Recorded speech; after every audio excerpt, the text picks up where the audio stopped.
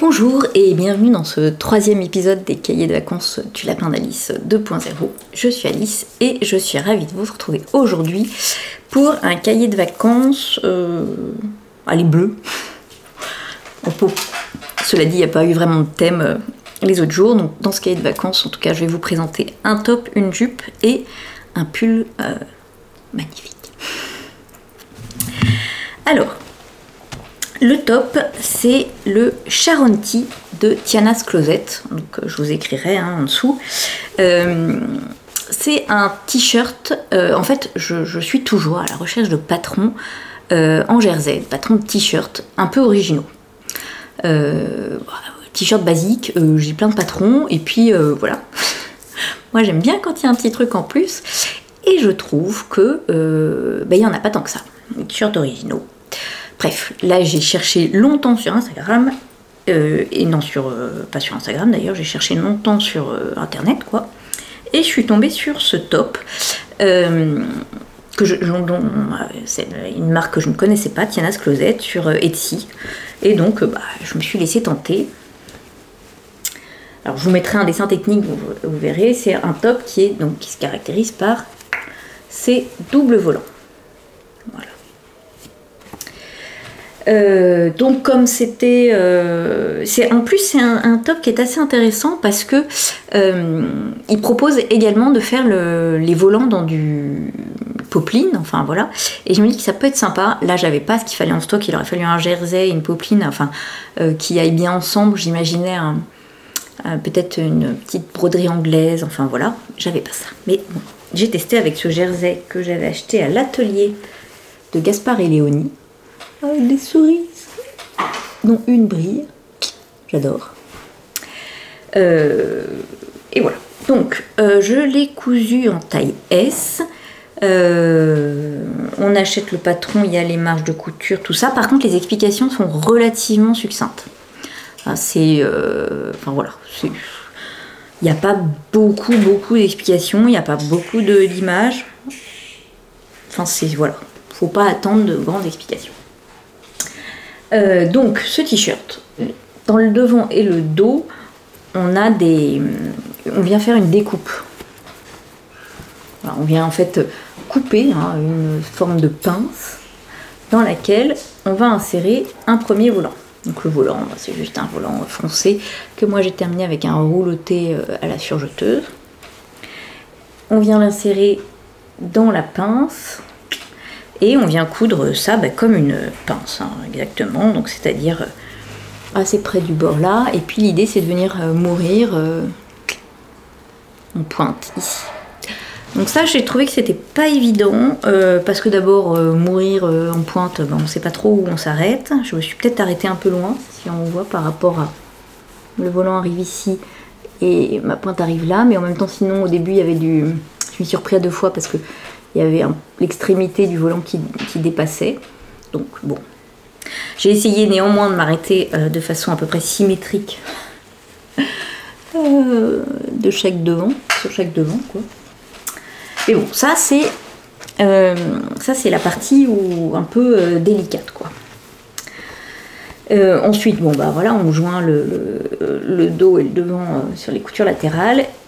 Non, d'ailleurs, avant de fermer, on va insérer le volant à la manche, pareil, même principe, il est foncé et rouloté, et en fait c'est après qu'on vient coudre, vous voyez le volant, il est cousu à la manche, ça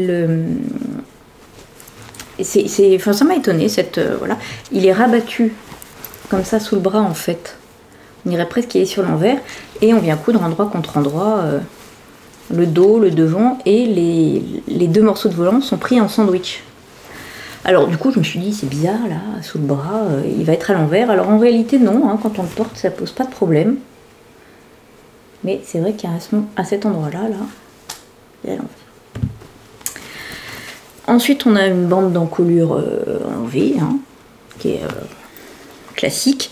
Donc on vient former d'abord la couture centrale là, qui est là pour former le V, quoi, et après on la pose à la surjeteuse en l'occurrence. Enfin moi quand j'ai des coutures comme ça, des bandes d'encolure en V à coudre, je couds d'abord toujours à la machine à coudre, au moins à cet endroit-là. Pour être sûr que, d'abord, ça soit bien cousu. Je trouve que c'est toujours plus solide les coutures à la machine à coudre. Et puis comme ça, j'ai, entre guillemets, c'est comme si j'avais bâti, voilà, j'ai un repère pour coudre avec la surjeteuse exactement à cet endroit-là. Et je trouve que je suis toujours plus précise à la machine à coudre. Donc, voilà. Et puis, il ne nous reste plus que l'ourlet à faire en bas du t-shirt. Là, j'ai fait un ourlet à la recouvreuse, tout simple.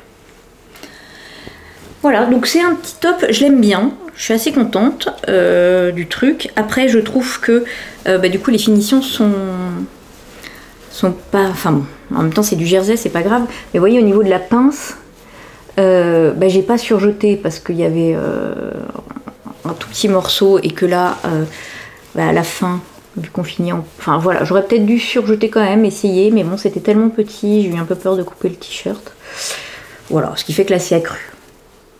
Ça s'effiloche pas, mais bon. Mais je trouve qu'il change un peu et il me plaît bien, donc il y en aura d'autres quand même, avec potentiellement essayer de faire un petit peu mieux au niveau des volants. Donc voilà pour le Charonti. Ensuite je vais vous montrer, alors ça c'est pas pour aller ensemble, ça pourrait, mais enfin bon, peut-être un peu chargé. Une jupe, la jupe renversante de Vanessa Pouzet. Donc c'est une jupe qui m'a beaucoup plu parce que je trouvais qu'elle a un très joli mouvement.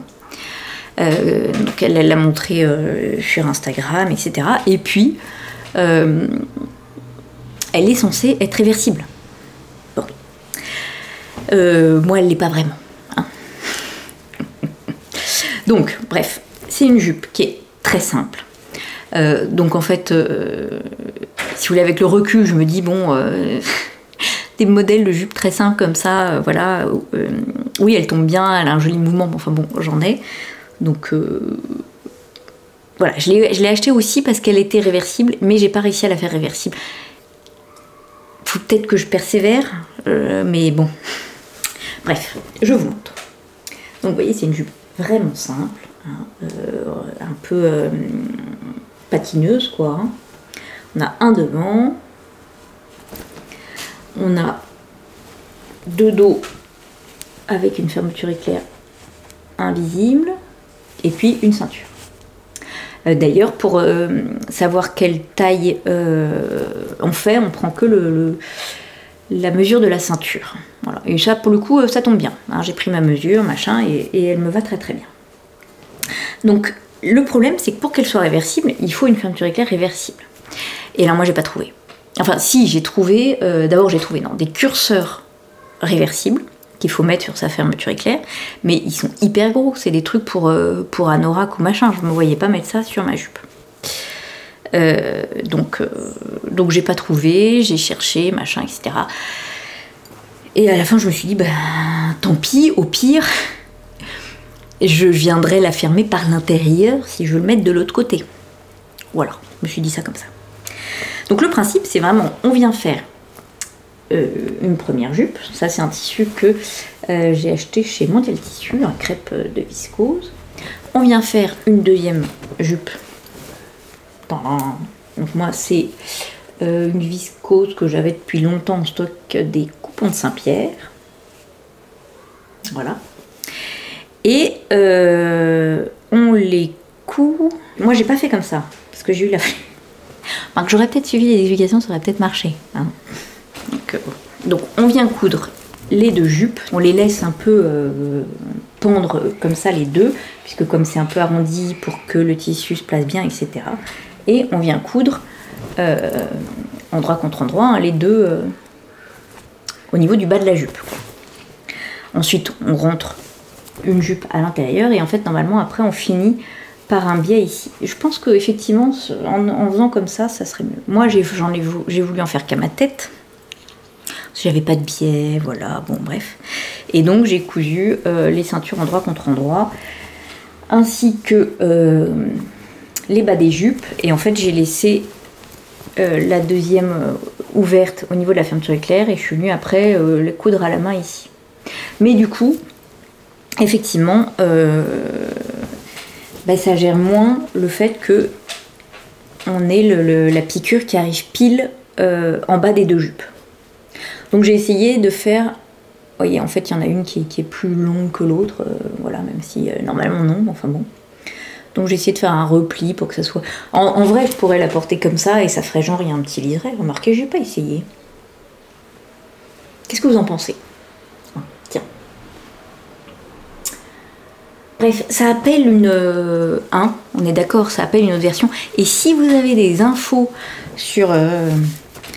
alors, elle dit bien qu'on trouve pas de fermeture éclair invisible, mais on trouve des curseurs pour fermeture éclair invisible qu'on vient... Elle explique d'ailleurs très bien comment... On vient mettre ça sur le zip. Mais moi, j'ai pas trouvé, à part des gros pour anorak.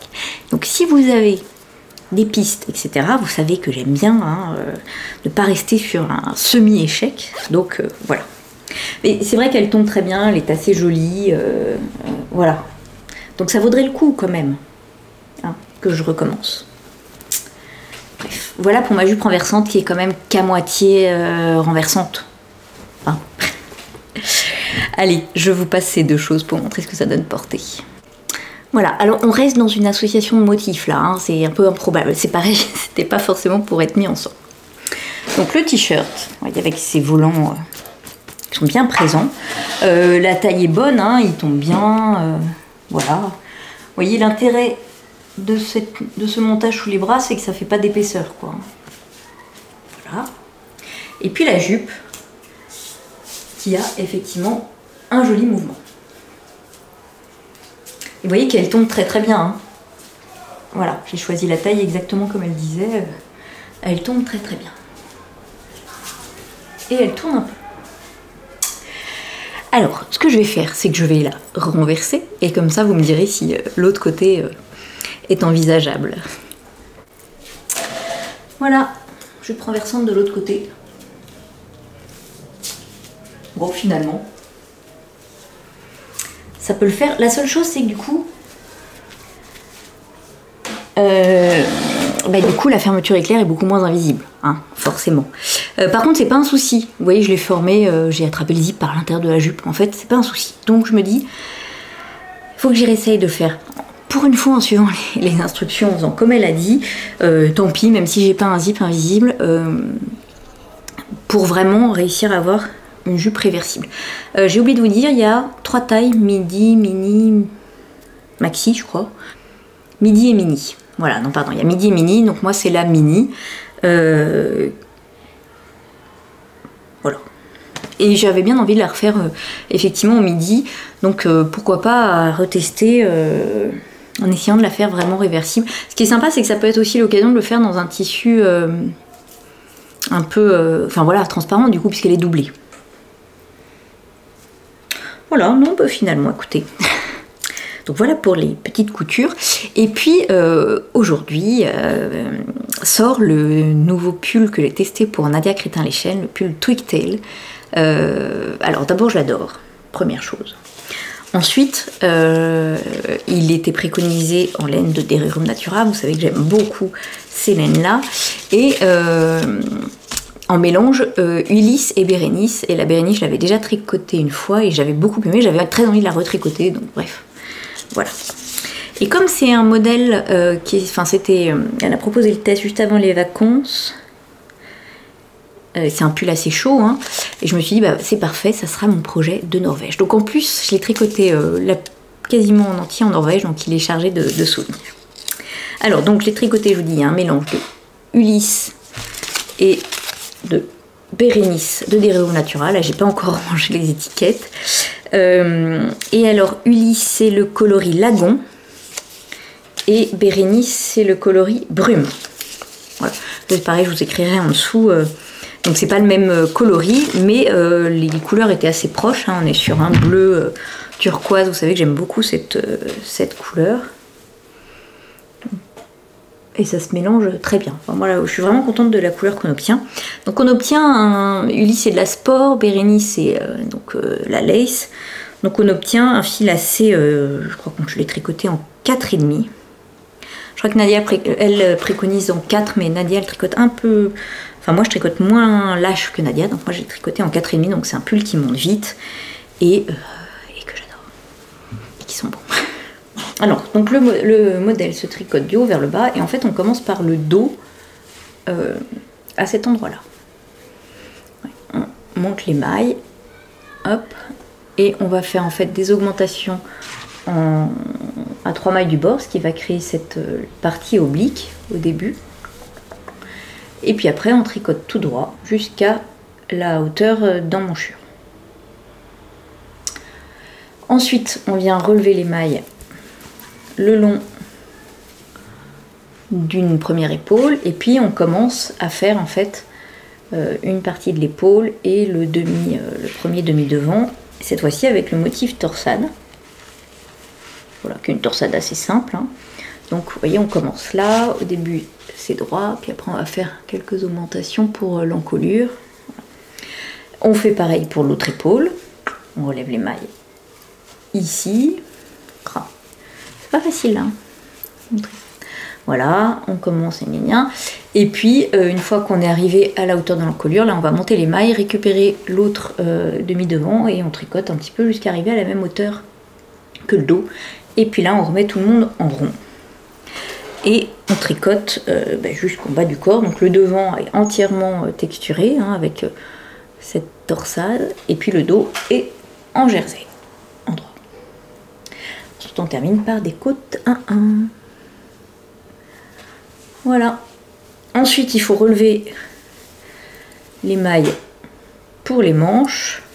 Vous voyez qu'on a pas mal de diminution au début. Et puis après la manche est droite. Et on termine là aussi par des côtes 1-1. Pareil pour l'autre manche bien sûr. Et puis l'encolure, hein, on relève les mailles et on fait une encolure en côte 1-1 aussi. Ça fait une très jolie encolure ronde. Voilà. Donc, comme d'habitude avec Nadia, c'est un modèle, enfin c'est toujours hyper bien expliqué, c'est simple. Là, d'ailleurs, il y a même des grilles pour savoir exactement comment on va faire les devants, puisqu'on va avoir des augmentations, etc. Donc on peut pas se tromper sur quand est-ce que je vais rajouter un motif, etc. Enfin voilà, vraiment il n'y a aucune possibilité de se tromper, c'est très très clair, on est vraiment bien pris par la main. C'est un modèle qui va assez vite parce que c'est avec des laines voilà, acrylique et aiguille 4,5, que le point n'est pas compliqué du tout.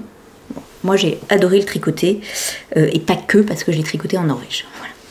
Les fils, moi j'aime beaucoup le rendu. Hein, voilà, c'est un pull qui est chaud, hein, qui va être chaud.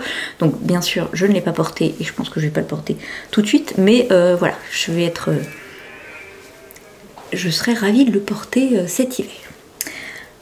Alors, voilà, qu'est-ce que je vous ai pas dit? Je l'ai fait en taille... Je l'ai fait en taille 2, voilà. Alors je le passe et je vais peut-être enlever le t-shirt en dessous parce qu'avec les volants sinon ça va pas rendre très joli. Donc je coupe et je passe pour montrer ce qu'il donne portée. Alors, vous voyez on a une jolie encolure. Hop. Donc il est... voilà. Alors, je me rends compte que les manches sont un peu longues, toujours pareil, j'ai toujours peur qu'elles soient trop courtes, mais enfin rien de bien méchant. Hein. Voilà. Et bon, avec la jupe c'est pas top, mais avec un jean, avec un pantalon et tout, il va être très très sympa cet hiver. J'adore la couleur. J'aime beaucoup cette ligne d'épaule là, comme ça, je trouve ça très joli. Donc voilà pour mon pull Twill. Pareil, j'ai très très chaud, mais cet hiver je serai ravie. Tiens, j'ai tricoté un cheveu. Ça arrive. Voilà pour ce troisième cahier de vacances qui j'espère vous aura plu aussi. Et je vous dis à demain pour la suite de ces petites aventures. Au revoir, bonne journée.